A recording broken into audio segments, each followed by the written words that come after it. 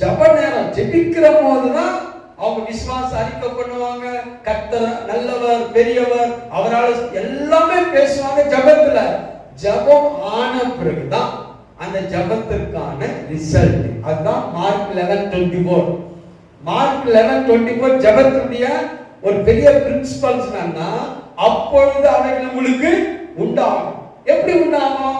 இன்னைக்கு 99% கிறிஸ்துவங்க ஜெபிச்சிட்டோம், உபாசம் பண்ணி ஜெபிச்சிட்டோம், 12 மணி நேரம் ஜெபிச்சிட்டோம், 24 மணி நேரம் ஜெபிச்சிட்டோம், அதனால எனக்கு எல்லாம் ஆயிடும்.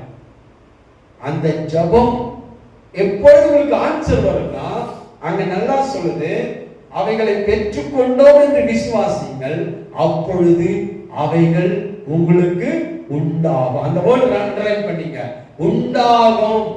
அப்ப கொஸ்டின் எப்போ உண்டாகும்னா, நீங்க ஜெபித்த அந்த நேரம் உண்டாகிறது இல்ல. ஜெபம் பண்ணிட்டீங்க, இப்ப ஜெபத்தை விட்டு வெளியே வந்துட்டீங்க, அப்போதிலிருந்து ஜெபத்திற்கான ஆன்சர் வருவதற்கு ஸ்டார்ட் ஆயிருக்கு.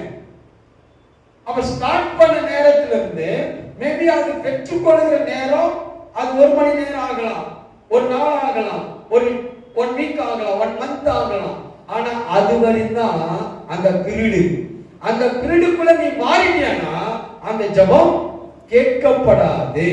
அதனால்தான் 99% கிறிஸ்டியன் ஜெபிக்கிறீங்க விசுவாசம்